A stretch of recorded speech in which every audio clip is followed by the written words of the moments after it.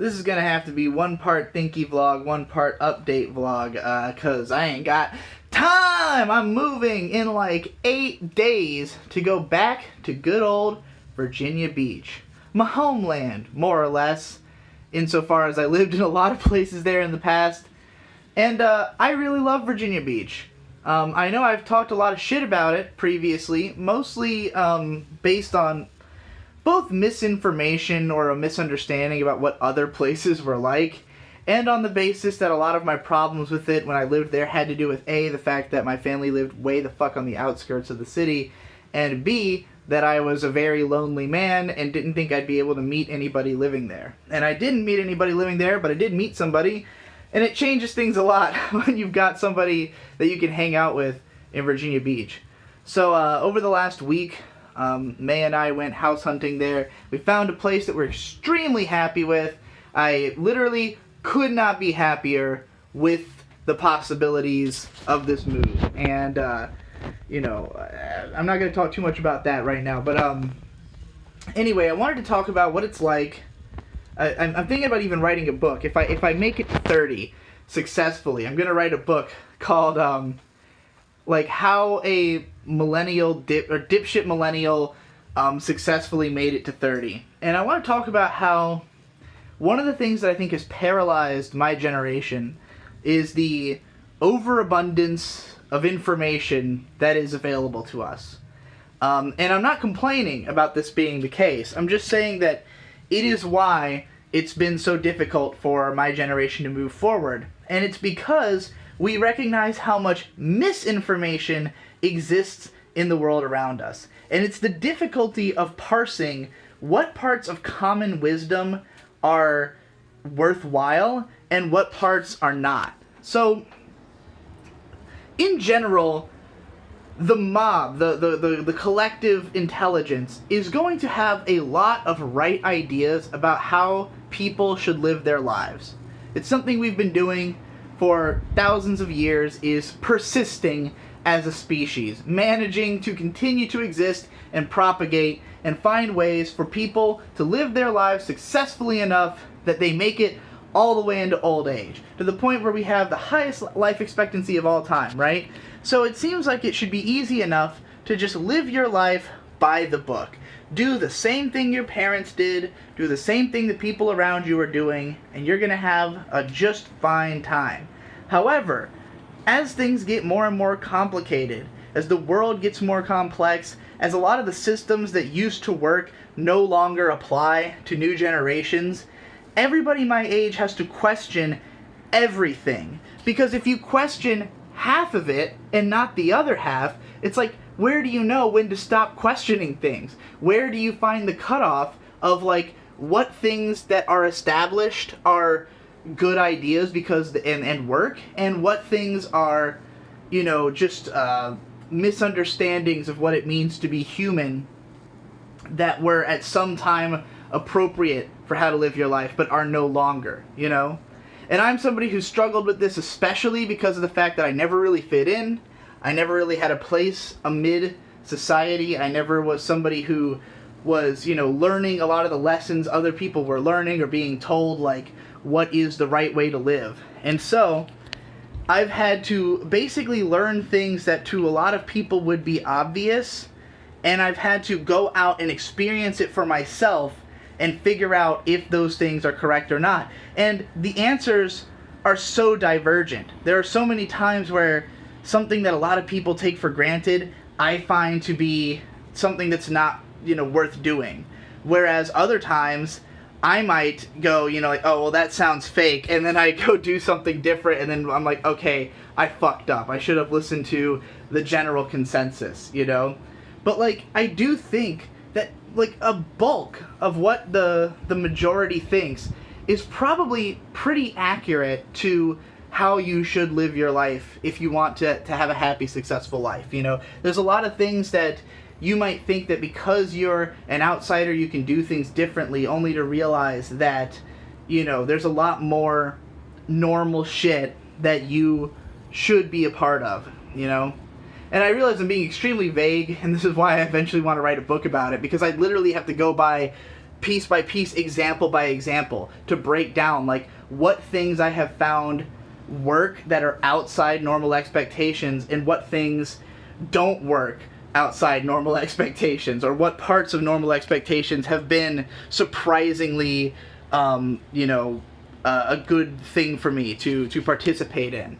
So yeah, I think that's a big part of why, a lot of people my age, they get stuck and they can't move forward in their lives, is because they're questioning everything. Because we look back and say, okay, well, for the previous generation, it was very normal to abuse credit cards and amass huge amounts of debt, or it was extremely normal to go to college and to take out student loans. And these are ways that a lot of people in my generation have been fucked. They've been totally fucked by doing those things that were conventional wisdom that have completely failed them, and those people are miserable for it.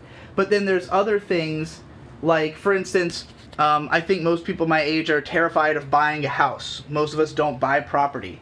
And I've been renting ever since, I've been moving around.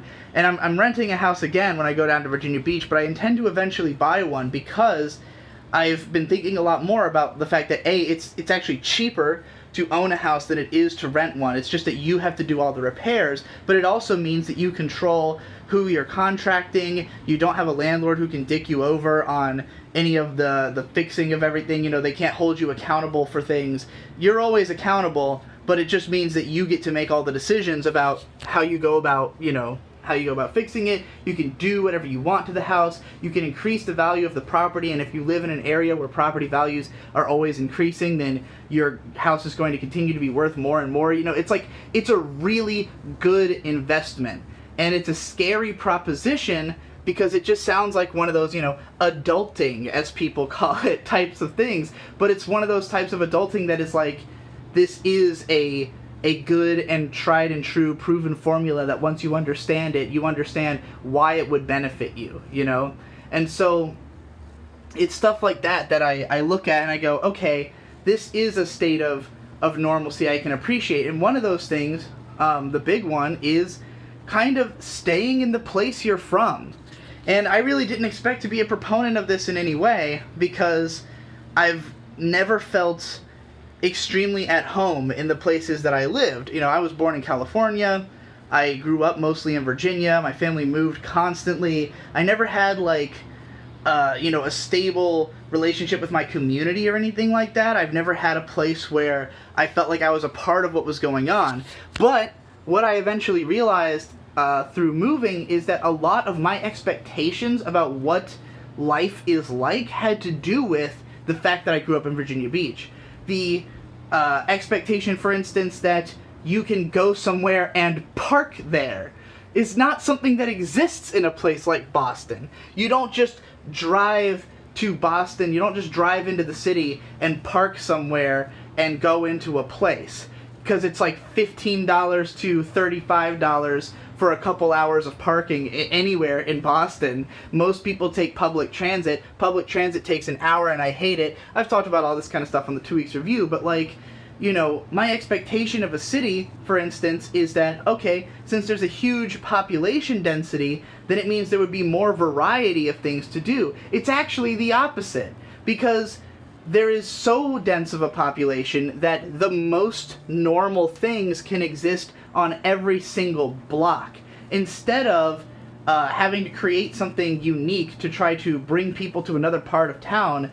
Because there's already people in every part of town, you just put the things that everybody needs, the most common needs, on every single street corner. So if you live somewhere like Virginia Beach, every variety of type of place to eat exists, every variety of type of thing to do exists, because every type of person is there. It's a big, sprawling, open city that doesn't have, there's no dense clusters of people, but people from all around the world come there because it's a port city, it's a military city, so literally every type of race and creed or whatever is represented there. You can find, anything you'd be looking for. Whereas you come to Boston and there's a much more specific type of person who lives here, i.e. white and Asian people, and so everything is oriented around that culture, and there's just a lot less of that, variety and a lot less of that ease of getting around, and a lot more of the same types of things just repeated every single block. And you would also think that in the big city, because there's so much population, there's more people who stay up all night, and therefore there'd be more 24-hour facilities and stuff, which was a huge thing that I had assumed when I was trying to leave Virginia Beach. Well, it's like that in New York and maybe LA, but it really depends on the nature of the people in the city. When you live somewhere, say, in the Bible Belt, it doesn't matter if you're in a big city, so much of it closes on Sunday, so many people are inactive at night, that they just won't even bother doing it because it's just straight up a personality type thing, So a lot of assumptions I might have made about what things would be like in other places, there's just more factors contributing to it than you would understand unless you actually went there. And because so much of my expectations for what everyday life is meant to be like, my idea of what the cadence of living is, has never included, say, shoveling snow off of your car so you can go to McDonald's, has never included having to take public transit because taking your car somewhere is impossible to do without, spending a lot of money and an exorbitant amount of time, because you're always going to get stuck in traffic because you're in a big city, It's just all these details that contribute to the expectation, and for the people here, it's normal, it's facts of life. I talked to a guy, when we were in Virginia Beach, we got stuck an extra day. We're going to tell an extensive story of our trip on the 2 Weeks Review, my patron-exclusive podcast, because it was wild. It was basically 2 steps forward, 1 step back every single day for a week. It was pretty chaotic, and we're about to get started on packing, right away, because I'm moving in 8 days. It was originally going to be at the end of the month. A lot of shit happened, and now it's in 8 days. So, while we were down there, we had to get a hotel for one night, and the guy who was at the counter, I told him we lived in a part of Boston that's near Quincy, and he was like, "Oh, I used to live in Quincy," and he starts going on about it and talking about how he misses it there and how he thought it was so much better, and I was like, "What about the cold?" And he's like, "I didn't mind the cold. I moved up there and I was like, oh yeah, this is great, I just liked how beautiful the coast was and stuff like that, and waxing memories about his time there, but also he said it was a lot cheaper back when he lived there, and now it's ridiculously expensive, which was our biggest reason for leaving. And it's just like everybody has these very different expectations of what they want from a place they live, and the realization of how much of your expectation is set by just the natural way that you've gone about your life. And, on some level, I think I also thought I would change if I moved somewhere different. But that kind of change has to come from a desire to become someone different, which I don't have, not in the ways that I might have expected. So, yeah, this is just some food for thought, some random things that are on my mind in a very disjointed and abstract fashion, because I'm going to need years to fully parse all of this, to have time to think about it when I'm not on a crunch to move. And I gotta tell you, so I just posted the How Aesthetic video, which had been in the editing bay with Devu for a little while. I wrote that on the flight down to LA last month, so that's finally out. I still have one more of the Let's Argues that he had edited as well. He had done 6 at once, and I've just been scheduling them to come out whenever. So I'm just kind of going to probably use that to fill time while I'm doing this move, because I don't think I'm going to have time to write anything for the main channel in the next 8 days. And I'm telling you all this because when I moved to Boston, it was a huge problem that I did not communicate well with the audience. I've told this story many times, but I was working on 3 different really big projects at the same time, and because of that, no one of them was completed in a timely enough fashion for me to have anything to show for myself before the move. So, and those 3 projects being, I was working on a documentary about Denzel Curry, which never got finished at all, the album The World Over, which I eventually wrapped up in December, and How They Marketed, which of course the first episode eventually got released, and I basically canned the rest of the series. But because none of that stuff got posted, nothing was posted to my main channel. Nothing was really coming out on After Dark. We had a bunch of Let's Plays that we had recorded that the hard drive ended up, it didn't actually fail, but we thought it had failed because the plug didn't work anymore. So nothing came out, and my Patreon took a huge nosedive at the worst possible moment. So I really blame the lack of transparency and bad planning on my part, just not thinking about exactly what was going on. So this time I want you to know exactly what's going on. We're going to be spending the next 8 days rigorously getting ready to move. There will not be time for much else. There might be some vlogs here and there. Maybe we'll do some seasonal bullshit. Maybe we'll do a little bit of After Dark stuff. But like, I mean, this is already why the content has been slower, is because I've been preparing for this move. Moving is a huge, difficult task, especially when you're moving 10 hours away halfway down the East Coast. So, you know, understanding is appreciated, but thankfully, again, I already had this video kind of in the chamber. I've got another Let's Argue, so you're going to see those. You're going to see, again, maybe a couple After Dark vlogs, and of course all the rants and the Patreon rewards are going to come after the move. So expect another gigantic deluge of 90 rants at the very end of the month. It is what it is. I can't do it any sooner. The preparation has to come first. We are on a very tight schedule with this.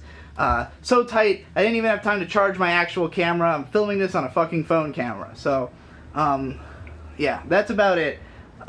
Hope you learned something or gleaned some insight from all this fucking insane rambling. I will definitely return to these subjects later in whatever form I find. Wasn't there also something I wanted to say about a follow-up on my how aesthetic video? I was just thinking more about aesthetics. Fuck. I just had this idea a minute ago. Whatever. Remind me after I move, and I'll get back to it.